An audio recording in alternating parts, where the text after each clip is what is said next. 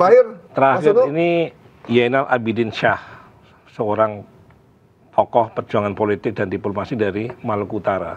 Ini mungkin banyak belum yang tahu ya.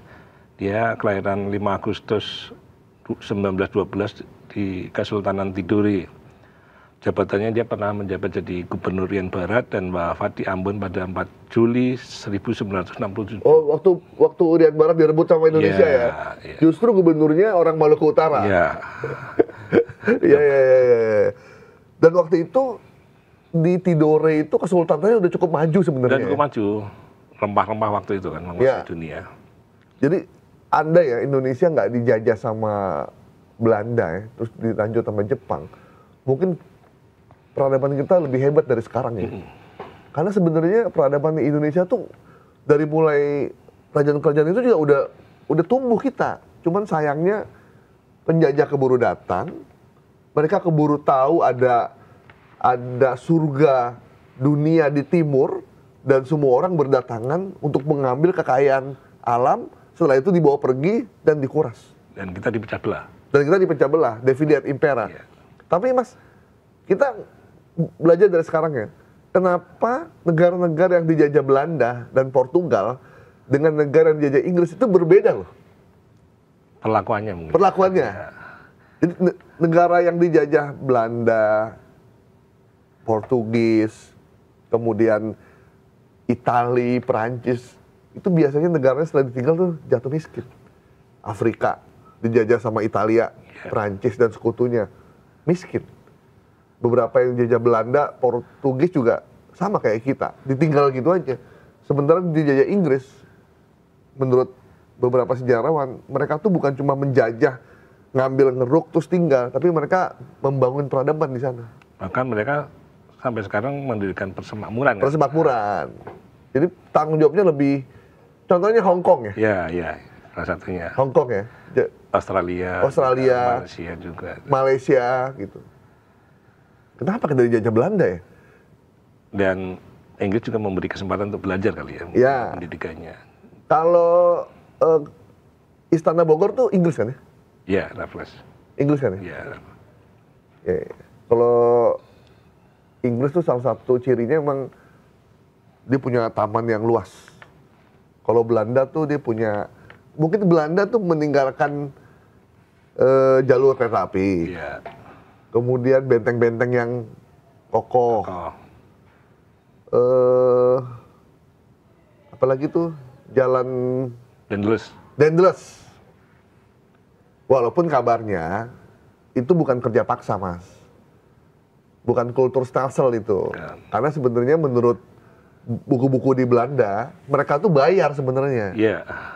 Lewat para bupati atau para kerasidenan gitu, kemudian duitnya dikasih ke mandor, sama mandornya nggak dibayarin, gitu. Jadi korupsi dan mengambil duit pekerja tuh udah dimulai sejak zaman dulu ya. Nah, mungkin mereka yang korupsi sekarang itu keturunan mandor kali. Iya.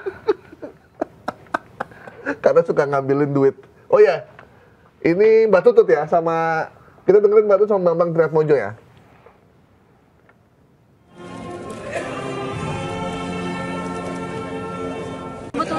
Jarang ya.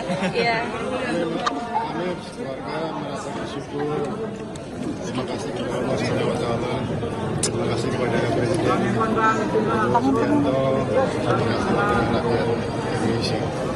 Pak ini udah 3 kali Pak sebelumnya ditawarkan atau dimasukkan nama pahlawannya di era Presiden SBY dan Jokowi dan saat ini Presiden Prabowo. Sempat gagal sebelumnya Pak? Sebelumnya sempat gagal dan kali ini berhasil. Ya, nah itu kan mulai proses kita mengikuti aja. Pak Bambang, boleh komen banyak beberapa masih mengatakan Pak Soeharto. Ini tanya itu yang membantu tuh. Boleh ditanya?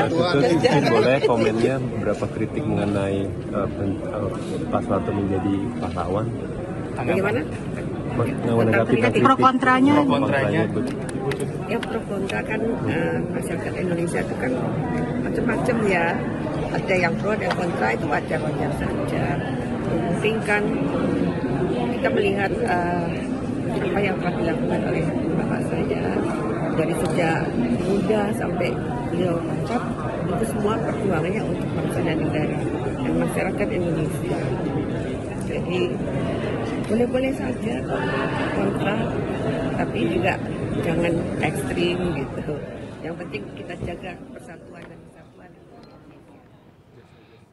Kangen juga lihat Mbak Tutut ya. Iya, udah lama nggak muncul. Mbak Tutut tuh terkenal sama, dulu dia Menteri Sosial ya. Iya, Menteri Sosial dulu saya waktu SD ikut kirap remaja. iya Mas betul. itu ngalamin nggak? Ngalamin. Iya kan? Kirap remaja, kita pakai seragam, dikumpulin di satu tempat ya. Suruh nonton Pak Soeharto kalau nggak salah. Iya. Kirap remaja sama HKSN. Hari Kesetiakawanan Kesetiakawanan Sosial Sosial Nasional. Nasional, Itu ya. Mbak Tutut tuh. Kita ingat betul tuh. Waktu itu. Jadi ikon waktu itu ya. Waktu itu. Gitu. Jadi ngelihat lagi Mbak Tutut, orangnya ramah. Murah senyum. Saya murah senyum. Ya mudah-mudahan. Tapi menilai apa Pak Harto ini sebenarnya udah 3 kali diasuhkan sampai diangkat pahlawan nasional pada hari ini. 2011 diusulkan zaman SBY, Ya. sama 2015 tapi Zaman Pak SBY juga. Oh, zaman Pak Jokowi. Jokowi. Jadi di dua penentaran itu Pak Harto masih belum lolos. Masih ya. belum lolos. Baru pada zaman Pak Prabowo, Prabowo. ini bisa lolos Iya, jadi iya. pahlawan nasional. Mungkin ada hubungan emosional. Iya, mungkin. Emosional. Oke, baik. Sobat Sindo, demikian the comment kita hari ini. Anda boleh berkomentar apa saja terkait dengan gelar pahlawan. Sebenarnya mungkin mereka juga nggak perlu gelar sebenarnya. Iya. Karena mereka yang dinobatkan sebagai pahlawan adalah mereka yang benar-benar berjuang secara ikhlas untuk bangsa dan negeri ini. Gelar itu hanya bentuk respek dan penghargaan kita kepada mereka, tapi sebenarnya dalam hati mereka sudah memberikan nyawa dan semua hal, pikiran, tenaga untuk bangsa Indonesia dan kesejahteraan rakyat Indonesia. Dan itu udah cukup buat kami. Dan yang terpenting bukan soal gelarnya, tapi apakah kita sudah bisa menjalankan apa yang mereka cita-citakan. Itu yang lebih penting. Dan mesti digarisbawahi, dan itu mesti ditaati menjadi amanah besar buat pemerintahan sekarang. Atau nanti, siapapun dia. Salah satunya adalah memberikan kesejahteraan pada rakyat,